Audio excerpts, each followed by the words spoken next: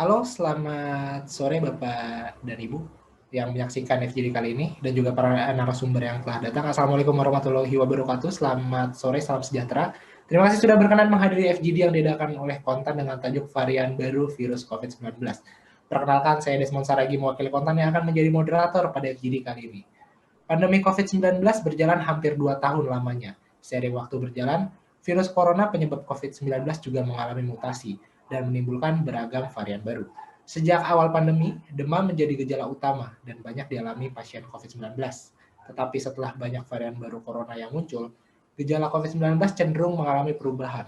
Lalu sejauh apa mutasi virus corona di Indonesia dan bagaimana cara mengenali gejala dan pencegahannya? Untuk menjawab hal tersebut telah bergabung bersama kami via Zoom Meeting. Dua orang narasumber yang sangat luar biasa. Yang pertama ada Bapak Ibnu Haidir, selaku perwakilan dari masyarakat umum, dan juga seorang guru ya, Pak Ibnu ya. Halo Pak Ibnu, bisa dengar suara saya? Ya, dengar. Oh, suaranya agak kecil ya, Pak Ibnu? Iya. Iya. Bentar. Oke. Ya, halo. Oke, siap. Gimana Pak Ibnu, kabarnya sehat? Alhamdulillah sehat. Sekarang kesibukannya apa aja nih Pak selama PPKM darurat nih? Selama PPKM dari awal sekolah di rumah semua ya. Tetap DDR. tetap ngajar berarti ya Iya, selama tetap PPKM. ngajar di rumah. Cuman Oh. DDR. Oke, yang kedua ada Dr. Ahmad Miftah, dokter dari Puskesmas di daerah Tangerang. Mungkin bisa spesifiknya di daerah Tangerang di mana ya dok ya? Iya. Puskes. Saya di Puskesmas Cikokol, Kota Tangerang. Cikokol, Kota Tangerang. Oke, jadi yang pengen tahu-tahu tentang Dr. Miftah nih bisa langsung di searching aja nih Puskesmas Cikokol ya dok ya. Ya. Oke, kita langsung masuk aja ke pertanyaan pertama. Jadi tadi sudah disebutkan bahwa COVID-19 ini kan udah 2 tahun lamanya nih di Indonesia dan sudah menimbulkan banyak varian baru nih, bahkan bukan cuma di Indonesia aja datangnya, tapi dari luar negeri juga. Nah, sebenarnya gimana sih cara membedakan atau mengenali gejala-gejala yang timbul jika seorang terinfeksi dari varian COVID-19 yang baru? Kalau dari dokter Miftah mungkin ya, secara medisnya gimana sih dok cara untuk membedakannya? Ya, salam kenal Mas Ibnu. Nah, baik, pertanyaan yang cukup menarik ya. Sebenarnya pertanyaannya pertama, sudah berapa varian yang ada di dunia? Ada 10 varian baru virus COVID-19. Karena memang virus ini pinter sekali ya, pinter melakukan mutasi genetik gitu ya. Jadi dia dalam 1 tahun ini aja dia sudah bisa bermutasi sampai 10 kali. 10 jenis, 10 varian. Tapi yang cukup populer itu ada 3 ya, yang kita sering dengar mungkin di media massa, yang dari Inggris ya, yang B117 atau varian Alpha yang ditemukan pada bulan Desember 2020, lalu ada lagi yang dari Afrika B1351, itu bisa kita sebut juga dengan varian Beta, yang ditemukan lebih dulu ya dia di sekitar bulan Oktober 2020. Nah ini yang paling keren nih, varian Delta yang dari India ya, yang India B1617.2 yang memang potensi penularannya cukup tinggi. Kalau ditanya bisa nggak sih kita mengenali varian baru ini berdasarkan gejala? Sangat sulit mas, sangat sulit gitu ya. Memang selama ini yang paling umum adalah demam, karena demam adalah gejala umum adanya suatu infeksi ya, entah itu infeksi virus ataupun infeksi bakteri. Mungkin dulu yang paling sering kita temui adalah demam, batuk pilek, ditambah lagi dengan hilangnya penciuman dan indera perasa gitu ya. Iya. Anosmia itu ya dok ya? Iya, awal varian awal itu yang khasnya itu. Tapi ketika virus ini mengalami mutasi, maka gejala yang ditinggalkannya pun jadi bertambah gitu ya. Kalau kita lihat gejala alfa dan beta itu masih hampir mirip, lemes gitu ya, kadang ada sakit tenggorokan, ada juga keluhan di saluran pencernaan yang mungkin tadi awalnya kalau varian awal itu nggak ada tuh yang namanya sakit di saluran pencernaan ya. Saluran pencernaan itu apa dok gejalanya? Ya mual, kadang sampai muntah hebat, atau BAB-nya itu jadi cair atau kita bilang diare. Nah itu yang gejala umum pada varian-varian baru itu biasanya tambahannya itu yaitu saluran pencernaan. Gitu. Sedangkan untuk penciuman dan perasa sendiri kadang itu tidak terlalu dominan gitu di varian baru ini. Cuman kita tidak bisa langsung memutuskan, wah aku kena virus Delta, aku kena virus Alpha gitu. Itu nggak bisa. Itu ada pemeriksaan tersendiri ya, namanya genome sequencing gitu ya. Kalau ketika kita melihat virus apa sih yang menginfeksi kita, apakah Alpha, Beta, dan Delta. Tapi yang perlu diperhatikan adalah sekarang tidak melulu mengenai saluran pernafasan gitu ya. Kadang ada pasien dengan gejala saluran pencernaan gitu ya, kayak tadi mual, BAB cair dengan gejala awal demam. Ketika kita lakukan pemeriksaan itu swab antigen atau swab PCR, ternyata hasilnya positif gitu kan. Nah, jadi sekarang tidak melulu gejala itu timbul hanya di saluran pernafasan, tapi sekarang sudah bisa menginfeksi saluran pencernaan dengan gejala-gejala yang seperti tadi. Mungkin itu Mas tambahannya ya. Jadi penyakit gejalanya sangat banyak nih Mas ya, kayak semakin umum ya, jadi bisa jadi diare aja udah ternyata bisa COVID ya Mas ya? Ya, kadang-kadang ada lagi tambahannya kayak misalkan konjungtivitis atau sakit mata gitu ya. Itu bisa juga, atau yang lainnya ruam atau apa istilah awamnya, merah-merah gitu ya? bercak-bercak kemerahan. Nah itu juga ada tuh salah satu gejala dari varian baru ini gitu. Nah, tapi meskipun memang tidak terlalu dominan ya, sedominan gangguan saluran pencernaan. Jadi kalau saya lihat ini pasien-pasien yang datang ke puskesmas atau rumah sakit, itu sekarang mesti ada gejala saluran pencernaan. Beda dengan COVID awal, ya. Bahwa yang dominan adalah saluran pernafasan. Iya. Oke, kalau dari Mas Ibnu nih, ngelihat dari varian COVID-19 ini, sebagai masyarakat awam ini cukup khawatirkah atau sebenarnya udah cukup tahu nih dengan varian virus baru ini dan juga jadi ternyata cara tidak segitu menyeramkannya, jadi mudah juga untuk diatasinya, dan gimana nih menyikapinya nih dokter Mas Ibnu? Kalau dibilang khawatir ya Mas, karena ini virus juga dibilang berbahaya, hanya banyak korban ya. Nah, ya yang seperti dibilang dokter Ahmad tadi, itu ada mual, batuk, diare, ya. Di kantor juga udah ada yang terserang. Gitu. Saya tanya, apa sih gejalanya yang dia dapat? Dia bilang sakit kepala juga, nyesek di dokter juga. Mas Ibnu suaranya agak kurang jelas Mas Ibnu. Ya halo. Ya, tadi jelas tuh. Ya, di kantor juga ada yang kena sih Mas. Nah, saya juga bertanya dengan teman-teman yang kena, bukan berarti ini ya, maksudnya biar kita tahu bahwasannya gejalanya apa sih, biar kita juga bisa antisipasi gitu. Dia bilang tenggorokan sakit kepala, dadanya juga nyesek dan lemes. Itu aja sih Mas, makanya kita juga jadi ini yang namanya virus corona ya, jadi kita juga bisa tahu gejalanya seperti apa, kita bisa apabila udah mendekati ada seperti itu ya segera lah. Jadi lebih berhati-hati lah ya intinya ketika sudah mengetahui gejala-gejala. Nah, ini saya pengen balik lagi ke dokter Miftah nih. Tadi kan udah dijelasin tentang banyaknya gejala dari COVID-19 ini. Nah, sebenarnya gimana sih cara pencegahan yang harus dilakukan agar terhindar? Mungkin bukan hanya varian baru ya, tapi dari COVID-19 ini juga, karena dengan varian baru aja kan jadi banyak nih gejala-gejalanya. Apakah kita misalkan tiba-tiba diare langsung PCR atau tiba-tiba ruam langsung PCR atau gimana nih dok? Ya, baik. Kalau kita berbicara tentang strategi untuk pencegahan yang harus dilakukan, sebenarnya masih sama sih seperti yang sebelumnya. Yang pertama tentu kita nggak boleh kendor dengan protokol kesehatan gitu ya, 5M, memakai masker, cuci tangan, menjaga jarak, mengurangi mobilitas, menghindari kerumunan. Nah itu tambahnya dulu 3M, sekarang 5M. Itu kalau kita disiplin gitu ya, kita lakukan entah di luar rumah ataupun di dalam rumah, insya Allah kita bisa tetap terhindar dari virus COVID-19 ya. Corona ini, baik yang lama ataupun yang baru. Yang berikutnya tentu adalah isolasi pasien yang terpapar gitu ya. Jadi ketika kita tahu, misalkan diri kita aja gitu ya, diri kita kena nih, meskipun mungkin gejalanya nggak ada atau OTG gitu ya, atau cuman ringan-ringan aja. Nah, harus ada kesadaran gitu ya, bahwa kita tidak boleh menularkan orang lain gitu kan. Tentunya caranya adalah dengan isolasi mandiri gitu ya. Kalau kita bisa lakukan memang di rumah kita. Ketika kita berhasil ketika kita menjalankan isolasi itu, maka kita akan mengurangi potensi untuk menularkan ke orang lain, ya. Dan yang ketiga, ya tadi yang sering kita dengar di TV, di media cetak, itu 3T ya, tracing, testing, dan treatment.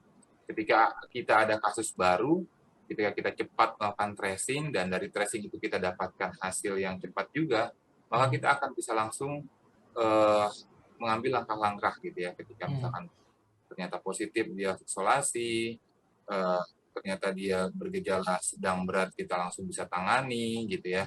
Ketika dia butuh perawatan yang lebih mendalam juga bisa kita lakukan dengan cepat, maka hal itu akan mengurangi angka kematian. Jadi kalau bicara strategi, yaitu 3 tadi ya, protokol kesehatan tetap disiplin, isolasi pasien yang terpapar, dan tingkatkan 3T, tracing, testing, dan treat. Tapi kalau misalkan kita ada sakit gitu dong, apakah kita harus langsung tes aja gitu, apa sebenarnya diem aja dulu di rumah gitu, isolasi aja dulu? Baik, ya. Sekarang kita kalau misalkan nih gejala yang kita alami misalkan ringan gitu ya, itu namanya demam, gak enak badan gitu ya. Pertama ya tentu kita memang harus istirahat dulu gitu ya. Terus kita coba untuk meminum obat apa ya istilahnya, men-treatment diri kita gitu ya. Misalkan biasanya kita di rumah kan pasti punya yang namanya obat penurun panas gitu ya, kayak paracetamol ya. Nah, atau misalkan obat-obat flu. Ketika kita coba obat itu ternyata tidak ada perubahan, oke, kita langsung pergi ke vaskes terdekat gitu ya. Vaskes terdekat, bisa ke puskesmas atau ke klinik atau ke rumah sakit. Nah, nanti kan kita pasti akan berhadapan dengan dokter ya, dengan anamnesa, pemeriksaan fisik, maka dokter itu pasti akan mengambil suatu tindakan gitu ya, apakah perlu dilakukan pemeriksaan atau tidak perlu dilakukan pemeriksaan. Nah, itu mungkin Mas. Jadi kalau misalkan kita pertama udah nggak enak badan, coba kita treat dulu diri kita sambil kita tetap melakukan isolasi ya. Artinya kita tetap berpikir bahwa kita asumsikan aja positif lah ya. Paling pahitnya kita kena positif COVID gitu ya, agar kita melindungi orang di sekitar kita gitu ya. Kita treatment diri kita, bila tidak ada perubahan, kita pergi ke vaskes terdekat rumah kita, nanti dokter yang akan memutuskan. Nah, ketika kita sudah dinyatakan positif, maka ya itu tadi, kita harus melakukan isolasi mandiri apabila kita hanya orang yang kategori OTG atau yang bergejala ringan, dan di rumah kita memungkinkan untuk dilakukan isolasi mandiri. Oke, siap dokter. Nah, kalau Mas Ibnu sendiri nih ya, udah melakukan apa aja sih Mas untuk mencegah terhindar dari virus corona ini sebagai masyarakat umum nih Mas? Karena kan sekarang kita tahu bahwa virus corona ini udah banyak banget variannya dan gejalanya juga berbagai macam. Nah, apa sih yang Mas Ibnu lakukannya untuk bisa terhindar dari virus corona? Cara saya sih agak kurang jelas Mas suaranya. Ya, cegahannya saya cegahan saya melakukan dengan cuci tangan dengan sabun ya Mas. Iya. Yang pertama, yang kedua saya menggunakan masker apabila keluar. Malah saya double maskernya Mas. Oke, masker double. Iya, habis masker yang sekarang kita juga nggak tahu tipisnya ya kan. Nah, akhirnya saya double. Yang ketiga saya melakukan dengan menjaga daya tahan tubuh, konsumsi vitamin, olahraga ya, jalan kaki, dan menerapkan hidup sehat sih Mas. Jadi tetap mengikuti 3M ditambah olahraga dan vitamin gitu ya, Mas Ibnu ya. Oke. Nah, kan kita nih udah masuk program vaksinasi nih dari pemerintah nih, udah beberapa lama nih pemerintah menggalakkan kampanye untuk vaksinasi dan sudah dilakukan juga vaksinasi. Nah, sebenarnya kalau ngomongin soal varian virus baru ini, vaksin-vaksin yang ada ini efikasinya terhadap virus yang baru ini gimana sih, Dok? Ya. Efikasi vaksin gitu ya terhadap varian baru COVID-19.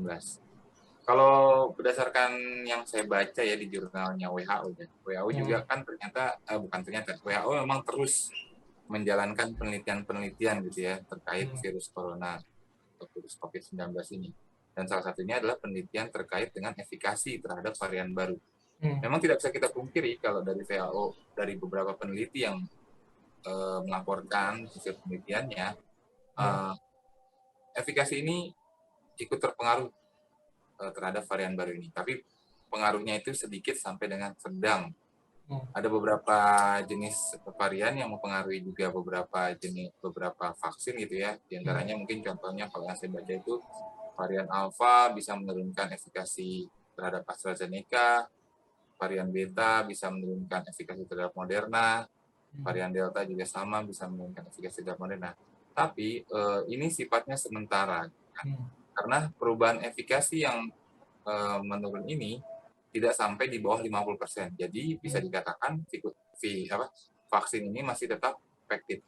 Karena memang kecil banget pengaruhnya varian baru ini terhadap efikasi vaksin itu. Dan kalau kita lihat kan efikasi dari Sinovac itu di angka 60-70%, AstraZeneca di atas Sinovac kurang lebih 80-90%, dan varian baru ini tidak banyak mempengaruhi.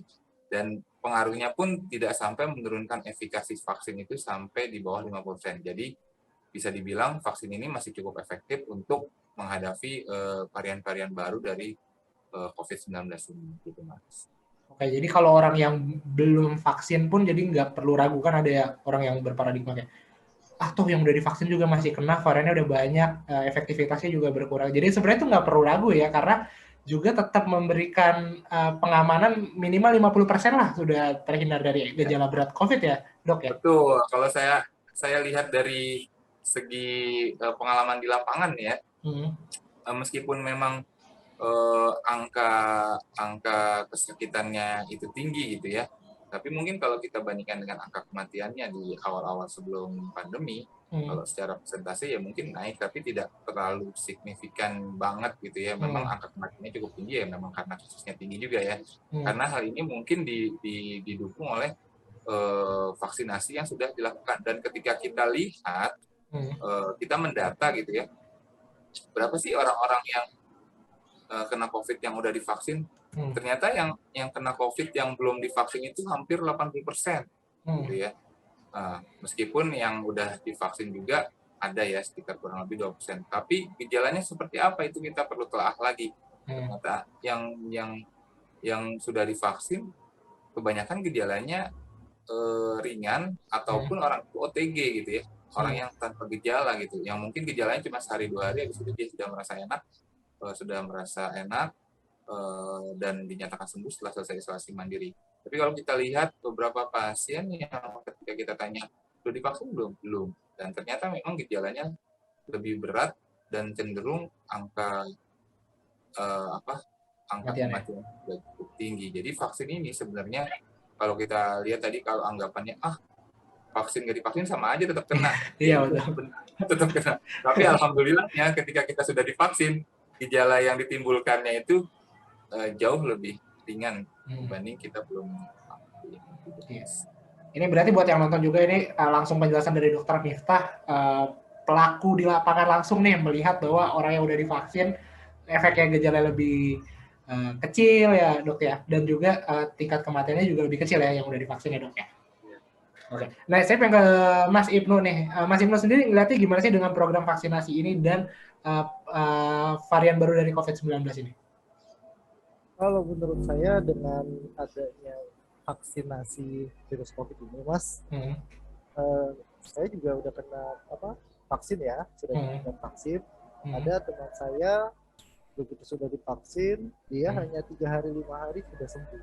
Oke. Ketimbang yang sebelumnya dia masuk rumah sakit 2 minggu, itu pun juga hasilnya masih menunggu 1-3 minggu. Itu yang belum divaksin ya Mas ya? Iya. Sebenarnya vaksin ini bukan obat ya. Iya. Vaksin ini adalah kita ya mencegah agar virus ini tidak menjalannya benar-benar yang parah. Oke, kalau ngomongin soal COVID sendiri, pasti di daerahnya Mas Ibnu ini ada juga ya yang kena dari COVID-19 ini, entah itu tetangga atau keluarga mungkin ada ya, ada yang kena. Ada, Mas. Pernah ada yang kena. Nah, sebenarnya kalau dari tempatnya Mas Ibnu ini, gimana sih cara misalkan orang udah terpapar COVID-19, Nanti itu protokol apa sih yang dilakukan dalam penanganannya gitu? Penanganannya ya mereka menggunakan masker, ya tetangga kita melapor ke RT, nanti RT kalau emang ini pasien bahaya ya kita larikan langsung ke puskesmas terdekat, Mas. Oke, jadi langsung ke puskesmas ya? Iya, jadi nanti puskesmas datang, kalau ini berbahaya langsung, tapi kalau ringan isoman ya kita tetangga ya saling membantu sih, Mas. Oke, betul sekali. Kalau saya mau balik lagi ke dokter Miftah nih ngomongin soal penanganan dari orang yang positif COVID sendiri. Sebenarnya kalau misalkan kita melakukan PCR-nya sendiri gitu ke rumah sakit dan kita mendapatkan hasil positif, nah sebenarnya apa sih yang harus kita lakukan pertama ketika kita sudah mengetahui kita itu positif? Entah itu varian baru atau enggak ya, kita nggak bisa membedakan juga kan secara gejala awalnya kan. Apakah kita langsung aja ke Vaskes atau telepon Satgas atau cek saturasi dulu nih, karena kan ada juga yang bilang kalau saturasi masih di atas 95 ini aman-aman saja sebenarnya di rumah. Gimana nih dokter Miftah? Ya, pertama kalau kita dinyatakan positif berdasarkan hasil pemeriksaan, hal yang paling penting adalah jangan panik. Itu dulu. Jangan panik, tetap tenang, karena ketika kita panik akan timbul gejala-gejala yang sifatnya psikosomatis gitu ya. Yang tadinya kita habis dites sehat-sehat apa gitu ya, cuman batuk pilek. Ketika tahu positif, wah langsung sesak napas. Nah itu biasanya kena panik tuh. Pertama jangan panik. Gitu. Itu yang harus ditanamkan dulu di diri kita. Oke, kita jangan panik, tetap tenang. Yang kedua, kita cari bantuan dari fasilitas kesehatan terdekat yang ada di rumah kita. Ya tadi kalau kata Mas Usman bisa ke Vaskes, seperti di puskesmas atau klinik. Dan sekarang itu banyak sekali, bukan banyak ya, hampir setiap Vaskes yang puskesmas itu menyediakan layanan telemedicine. Mereka biasanya akan membroadcast nomor pelaporan. Nomor pelaporan ini juga biasanya diketahui oleh Satgas RT RW. Sekarang kan kita dengan era WhatsApp ini udah banyak grup ya Mas ya. Betul. RW, grup kelurahan gitu ya, grup tetangga. Nah, itu biasanya puskesmas akan membroadcast. Nah, bagi Bapak Ibu tetangga yang mempunyai gejala COVID atau yang sudah terkonfirmasi COVID, silahkan hubungi nomor berikut untuk pelaporan dan konsultasi medis gitu ya. Nah biasanya itu ada tuh. Kalaupun tidak ada, biasanya bisa menghubungi satgas setempat. Gampang tuh RT ya. RT biasanya kan yang paling dasar di wilayahan. Nah dari RT biasanya akan menghubungi puskesmas. Atau kalau memang misalkan tidak ada fasilitas telemedicine seperti itu, ya bisa langsung ke puskesmas gitu kan. Ke puskesmas, melaporkan hasil pemeriksaan. Nah, biasanya puskesmas akan langsung menindaklanjuti. Yang berikutnya ketika kita sudah lapor itu, kita lakukan isolasi mandiri. Kalau memang gejala yang kita dapati itu gejala ringan ya, atau OTG. Karena kalau misalkan gejala yang cenderung sedang berat itu memerlukan perawatan khusus. Yang ketiga, jadi yang kedua tetap lakukan isolasi mandiri. Yang berikutnya putuskan nih siapa yang akan merawat kita gitu. Karena kan kita yang saat melakukan isolasi mandiri kita nggak boleh berkeliaran gitu ya, tanda petik ya, berkeliaran dia keluar. Maka putuskan kalau misalkan ada orang yang di rumah kita, maka kita harus menunjuk tolong bantu untuk merawat saya, fasilitasi saya gitu ya dengan obat dan support makanan kan. Nah, perhatikan jenis perawatan yang dibutuhkan. Nah, tadi kalau emang misalkan kita memiliki peralatan-peralatan isoman di rumah seperti tadi Mas Desmond ya, oximeter ya, atau tensi atau suhu yang memang peralatan standar untuk isolasi mandiri, tapi juga kebanyakan kan warga nggak mempunyai itu ya. Jadi kalau emang dia punya, itu sangat membantu sih ya. Ya benar tadi, kalau oximeter itu patokannya saturasi yang harus dipantau adalah tidak boleh kurang dari 95%. Kalau kurang dari 95%, segera ke fasilitas kesehatan terdekat. Suhu 37,5 itu suhu normal ya. Dan tekanan darah, sekarang ada juga yang tensimeter digital. Nah, kita harus lihat tuh dari tanda-tanda itu. Nah, biasanya kalau telemedicine itu kita selalu tanya kondisinya seperti apa, terus kalau memang dia punya peralatan seperti itu juga kita tanya, tapi kalau misalkan dia tidak punya peralatan itu, biasanya yang paling mudah adalah kita ukur nafas, ya? Oh, nafas. Frekuensi nafas untuk membedakan dia sesak atau tidak sesak. Nah, yang berikutnya ya kita harus waspadai gejala yang akan muncul gitu ya. Karena COVID-19 ini memang dia bisa mengalami perburukan dalam waktu yang singkat dan cepat gitu ya, tanpa didahului oleh gejala-gejala yang timbul sebelumnya gitu. Jadi kadang-kadang hari ini dia merasa enak, malam dia udah tiba-tiba sesak dan besok paginya dia bisa meninggal. Nah, tentunya kan memang gejala yang muncul ini harus kita perhatikan. Misalkan ketika kita tahu diri kita, oh kok nafasnya jadi berat gitu ya, kurang enak ya. Wah, ini harus tanda-tanda nih kalau misalkan kita lagi isoman, wah ini kayaknya tanda-tanda aku harus segera ke fasilitas kesehatan gitu ya. Nah, seperti itu mungkin Mas langkah-langkahnya. Pertama itu adalah jangan panik. Nah, ketika kita menjalankan isolasi mandiri juga kita harus bawanya dengan happy ya. Happy. Karena ketika kita cenderung untuk apa istilahnya meratap gitu ya, meratapi diri, aduh kenapa sih ini gue kena corona apa segala macam. Nah, itu justru akan menurunkan imunitas gitu kan. Dan tentunya akan berpengaruh terhadap proses pemulihan dan penyembuhan. Tapi ketika kita jalankan dengan happy gitu ya, kita jalankan, kita sudah bisa menerima bahwa kita kena corona, itu insya Allah proses penyembuhan dan pemulihannya akan lebih cepat. Itu mungkin Mas. Berarti itu memiliki alat-alat persiapan jika terkena COVID itu sangat penting ya Mas ya? Jadi dok ya, punya oximeter, punya termometer itu jadi cukup membantu nantinya jika terpapar COVID ya dok ya? Harus disiapkan berarti ya? Itu sebenarnya salah satu tanda vital juga ya, untuk mengukur saturasi, terutama saturasi ya. Cuman kan memang banyak juga yang dari kita tentu tidak memiliki alat itu ya.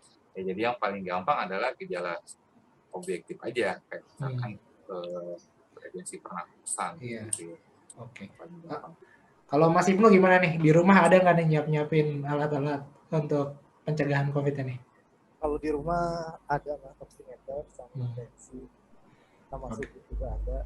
Jadi kalau emang ya ada gejala-gejala ya segera kita langsung tes. Untuk sebulan sekali saya mengadakan tes Mas. Oke. Jadi rutin juga ya tanpa perlu positif dulu, malah udah siap-siap dulu nih, dicek-cek dulu ya. Kalau emang badan nggak enak ya cobalah kita langsung konsumsi vitamin atau istirahat, pola makan terjaga. Oke.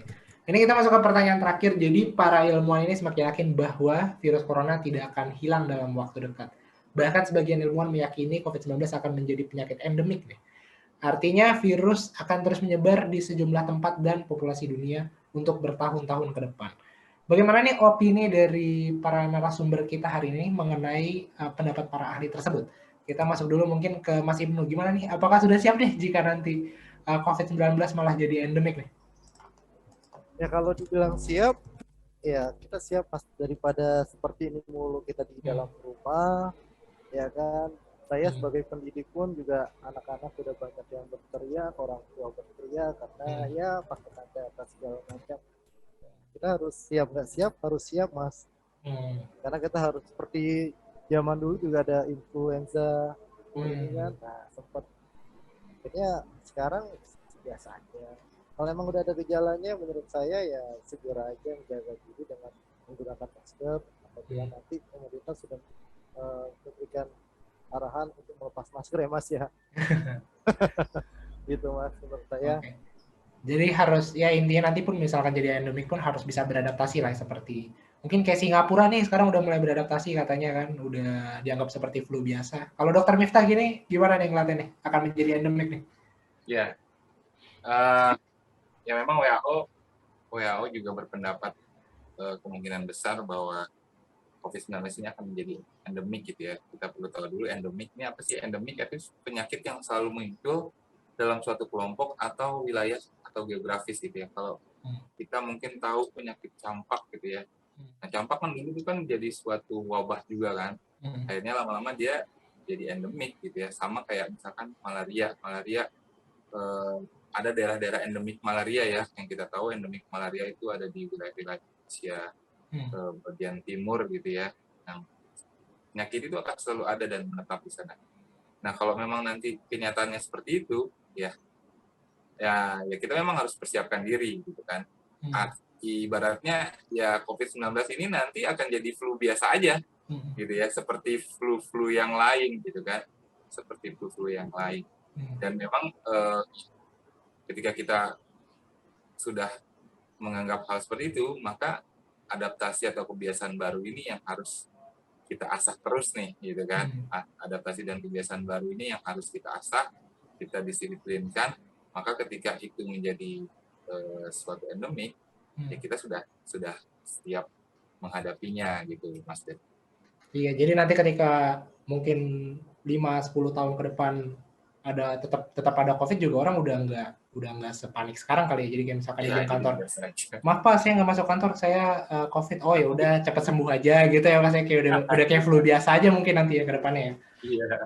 Oke, tadi itu udah pertanyaan terakhir kita akan menutup FGD kali ini dengan seruan yang positif nih untuk para penonton kita. Gimana sih untuk menghadapi varian baru ini? Apa kita perlu panik atau sebenarnya dianggap santai aja lah? Ya, mungkin dari Mas Ibnu dulu.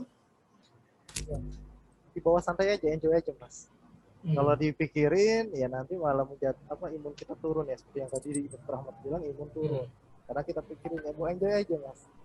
Ya namanya sakit, nikmatin aja. Dong. Ya kan, tetap kita menjaga dengan minum vitamin, obat, jaga istirahat. Oke. Ya, kalau dari Dr. Miftah?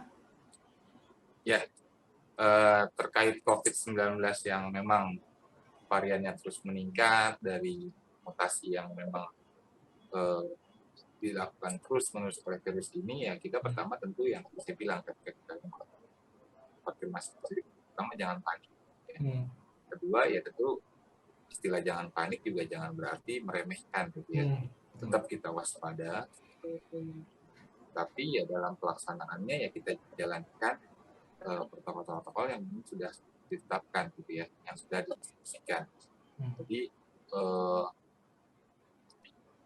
saran saya kalimat penutup pertama, tetap jangan kendurkan protokol kesehatan 5M. Kedua, ayo kita vaksinasi. Buat masyarakat umum yang belum tervaksinasi, silahkan datang ke sentra-sentra vaksinasi. Karena vaksinasi ini bisa melindungi diri kita, keluarga kita, dan teman-teman kita. Ya. Ketika kita sudah divaksinasi, sebagian besar masyarakat Indonesia yang nantinya akan sudah tervaksinasi, maka sudah terbentuk herd immunity ya, atau kekebalan secara global. Maka dengan kekebalan global ini diharapkan pandemi ini akan segera berakhir. Oke, siap. Terima kasih Dr. Miftah dan terima kasih juga Mas Ibnu yang sudah hadir di FGD kali ini. Semoga hasil FGD hari ini bisa menjadi informasi baru untuk para penonton konten TV nantinya. Oke, saya Desmond Saragi pamit, sampai berjumpa di FGD berikutnya. Dadah.